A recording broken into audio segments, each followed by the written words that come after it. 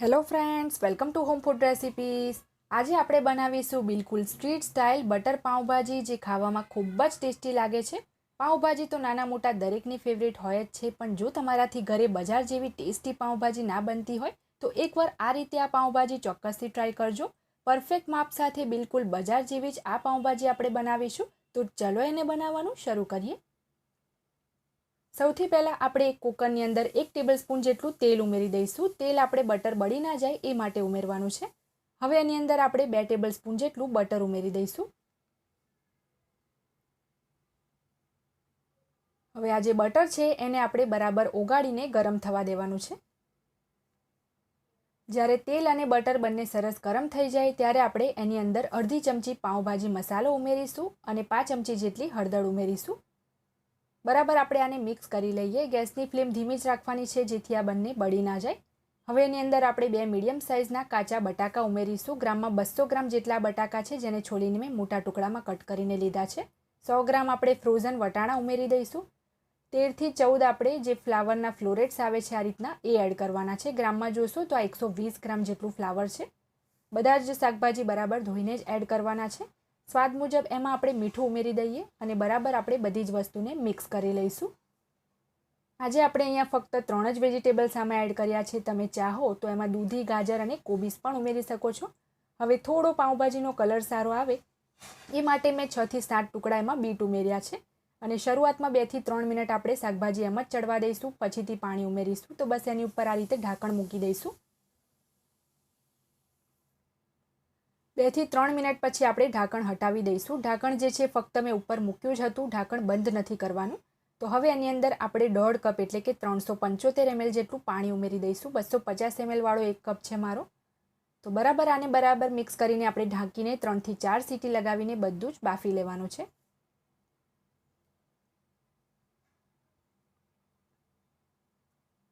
ત્રણ થી 4 સીટી લગાવીને બધું જ મેં બાફી લીધું છે। હવે આપણે કુકરનું ઢાંકણ ખોલી લઈએ। તો તમે અહીંયા જોઈ જ શકો છો વેજીટેબલ્સ આપણા સરસ ચડી ગયા છે। તો હવે આપણે એક પાવભાજી મેશર લઈ લઈશું। એની મદદથી આપણે સરસ આ જે વેજીટેબલ્સ છે એને પાણીની સાથે જ મેશ કરી લેવાનું છે।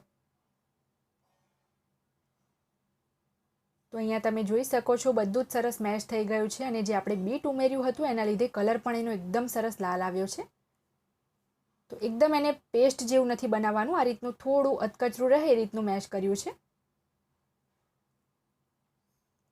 હવે આપણે પાવભાજી બનાવવા માટે ગેસ ઉપર એક પેન ગરમ કરવા મૂક્યું છે। એની અંદર 1 ટેબલસ્પૂન તેલ ઉમેરીશું, જેથી આપણું બટર જે છે બળી ના જાય અને 3 ટેબલસ્પૂન જેટલું આપણે એની અંદર બટર ઉમેરવાનું છે। જ્યારે પણ તમે બટર એડ કરતા હોય તો થોડું તેલ એમાં ચોક્કસથી ઉમેરવું। હવે આપણે બટર જે છે એને બરાબર ગરમ થવા દેવાનું છે। બટર ઓગળીને બરાબર ગરમ થઈ જાય ત્યારે આપણે એની અંદર 2 મીડિયમ સાઇઝના ઝીણા સમારેલા કાંદા એડ કરીશું। ગ્રામમાં જોશો તો 130 ગ્રામ જેટલા કાંદા છે। તો કાંદાને મેં ચોપરમાં ચોપ કરી લીધા છે, એકદમ ઝીણા ચોપ કરવાના છે અને મીડિયમ ફ્લેમ પર આપણે લાઇટ બ્રાઉન થાય ત્યાં સુધી એને સાંતળવાના છે।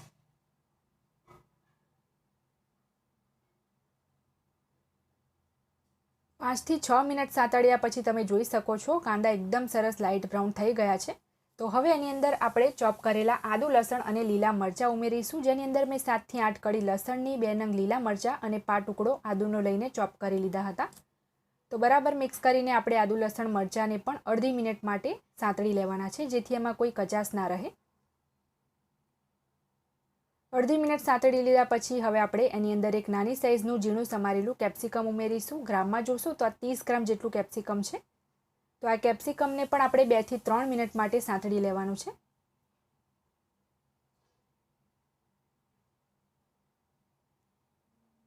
બે થી 3 મિનિટ કેપ્સિકમને સાંતળ્યા પછી હવે આપણે એની અંદર 3 થી 4 જેટલા ઝીણા સમારેલા ટામેટા ઉમેરવાના છે। ગ્રામમાં જોશો તો આ 250 ગ્રામ જેટલા ટામેટા છે।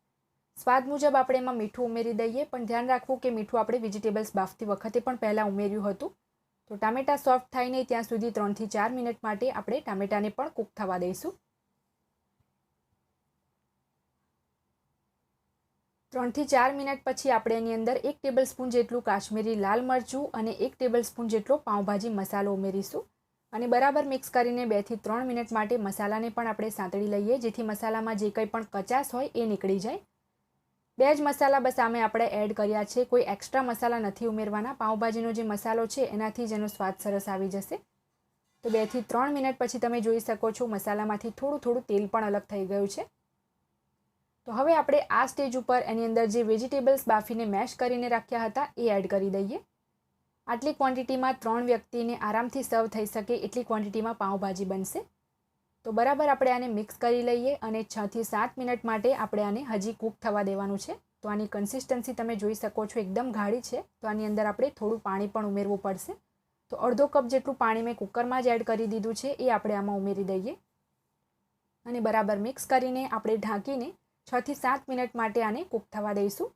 વચ્ચે તમે ચાહો તો એકાદ વાર ઢાંકણું ખોલીને એને મિક્સ કરી શકો છો, જેથી તળિયામાં કંઈ પણ ચોંટી ના જાય. 6-7 મિનિટ કૂક કર્યા પછી આપણે ઢાંકણ ખોલી લઈશું. આપણી પાઉંભાજી બનીને તૈયાર છે. તો છેલ્લે હવે આપણે આમાં થોડા ઝીણા સમારેલા લીલા ધાણા ઉમેરી દઈએ. પાઉંભાજી છે તો એની કન્સિસ્ટન્સી આપણે એકદમ વધારે પડતી ગાઢી નથી રાખી, થોડી મીડિયમ જ રાખી છે આ રીતની.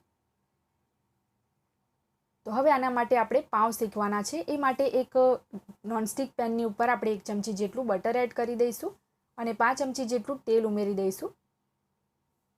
થોડું આ રીતે તેલ ઉમેરશું તો બટર આપણું બળી નથી જતું. બંનેને બરાબર મિક્સ કરીને ગરમ થાય એટલે 5 ચમચી પાઉંભાજી મસાલો અને 5 ચમચી કાશ્મીરી લાલ મરચું ઉમેર્યું છે. સાથે જ મેં 2-3 ચપટી મીઠું અને થોડા ઝીણા સમારેલા લીલા ધાણા ઉમેર્યા છે. બરાબર આપણે ધીમા તાપે આ મસાલાને મિક્સ કરી લેવાનું છે.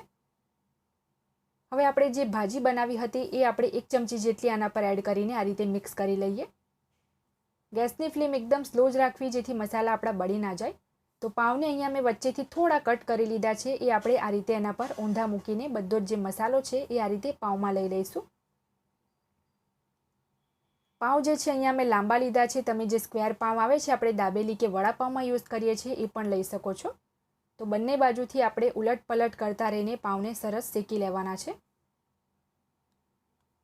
આ જ રીતે તમારે બાકીના પણ બધા જ પાઉં શેકી લેવાના છે. આ રીતે મસાલાવાળા પાઉં ખાવામાં ખૂબ જ ટેસ્ટી લાગે છે. બહાર તમે રેસ્ટોરન્ટમાં કે પછી લારી ઉપર પાઉંભાજી ખાતા હશો તો ત્યાં પણ આવી જ રીતે પાઉં રોસ્ટ કરીને આપે છે. એનો સ્વાદ એકદમ સરસ લાગતો હોય છે.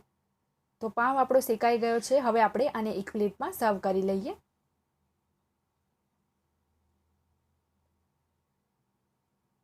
હવે આપણે પાઉંભાજી પણ સર્વ કરી લઈશું.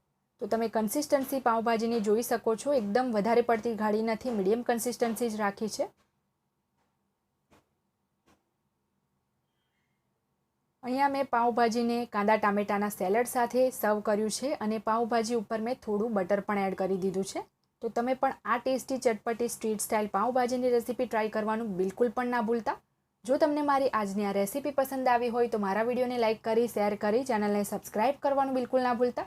સબસ્ક્રાઇબ બટનની બાજુમાં જે બેલ આઇકન છે એને પણ દબાવજો, જેથી તમને મારા દરેક નવા વિડીયોની નોટિફિકેશન મળતી રહે. અને જો તમારે મારી આ જ રેસીપી હિન્દીમાં જોવી હોય તો એની પણ મેં લિંક નીચે ડિસ્ક્રિપ્શન બોક્સમાં આપી દીધી છે. તો મળીએ નેક્સ્ટ વિડીયોમાં. ત્યાં સુધી આવજો.